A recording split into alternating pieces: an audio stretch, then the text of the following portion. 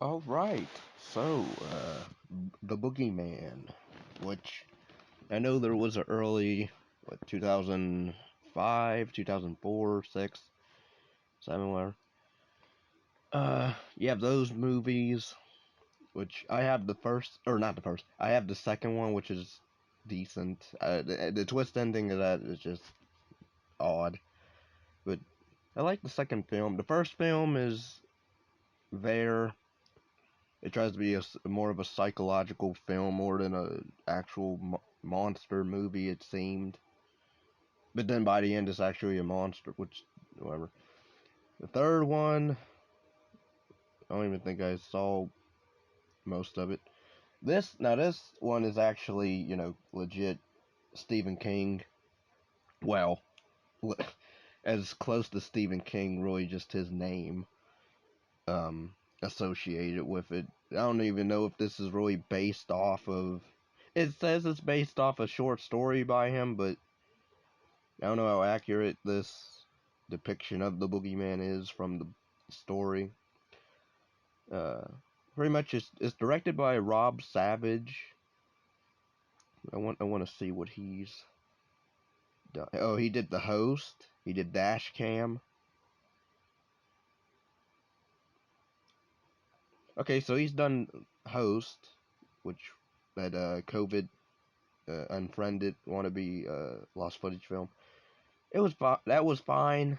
I didn't mind that one. I mean, this is basically if you saw Lights Out, then you saw the Boogeyman.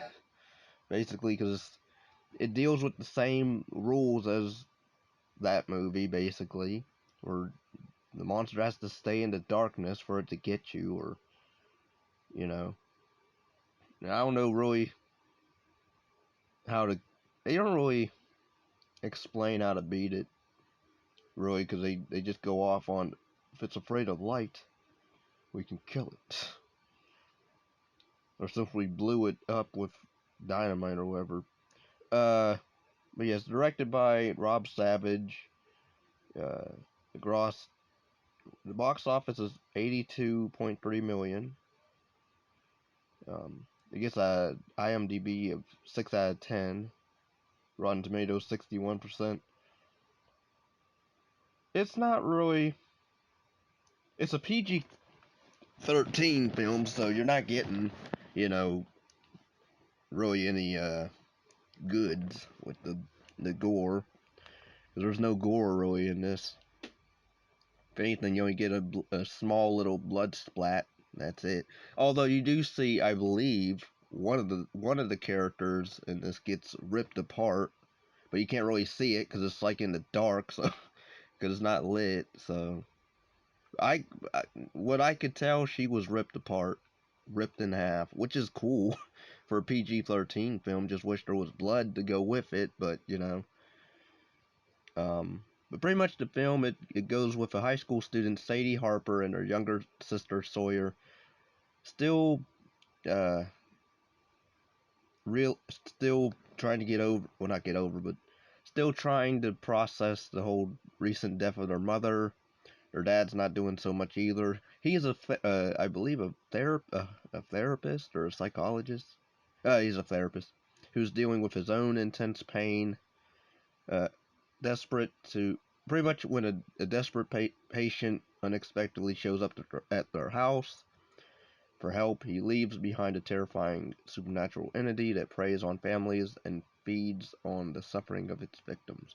So we have a reasoning for why it exists and its goal, but what does it do exactly? Like, does it just? Oh, I guess it just kills the whoever and then leaves. So yeah, it was. I mean, it's shot fine. It's shot decently. There's some decent camera angles. Um, Nice framing. The chick that plays Sadie, Sophie Thatcher. I thought she was all right, pretty good. Everybody else was fine. The little girl, her daughter, not her daughter, her younger sister, Sawyer. I believe she's the girl from Obi-Wan who played little young Leia. She did pretty good in this. I like their dynamic. I like the family dynamic a bit, at least from the two sisters. The dad was all right. He came around later on for me. I ended up liking him a bit more by the end when stuff actually goes down by the climax. I did like the fact that it doesn't end on a jump scare, at least. I'll give it that. Though it is sequel bait for sure, but I did like the fact that they held off on, oh, it's not really dead and it's gonna get so and so at the end. No. But yes, basically, a family dealing with grief. You know, again, I wouldn't say it's a bad film, but because I did like most of the film, but it was mostly the dynamic, the relationship of the family I liked more than the horror aspect. Although some of the horror was actually pretty good. Um, some atmosphere and spots of the movie. The acting's really good. Well, good from the main chick, and then the Sawyer character was, her acting was fine. Um, yeah, everything else, like, do I recommend it? I don't. It seems like this movie's getting, or when it was released, it got a lot of flack. Wasn't really getting a lot of good reviews. I don't know. I wouldn't say don't watch it or don't see it, but again, it's a PG-13 film. It reminded me a bit of I believe Del Toro did, what was it? Don't Be Afraid of the Dark, or Don't Be Afraid of Darkness, or something. There was it had vibes of that movie where you had creatures in the dark, they couldn't go in the light. Although I believe those were supposed to be fairies, evil fairies or something, dark fairies. But and the design of the boogeyman I didn't mind. I thought was somewhat creepy in certain angles, certain spots of the film. Because it's almost like a human spider in a way, but it just has four legs. I mean, yeah, two arms and two legs, and it just crawls on all fours, hops around like a frog or a toad. But I like this one scene, this one shot of its opening its mouth, where you see its mouth is actually hands that actually that open its mouth, and you see like an inside of the mouth, and it's actually another face, which is, I guess, its real form or something. I thought that was creepy. It's not, but again, it's not a lot of jump scares as much as most horror films nowadays, which I also appreciate. There are jump scares for sure, but it's not loaded. Um,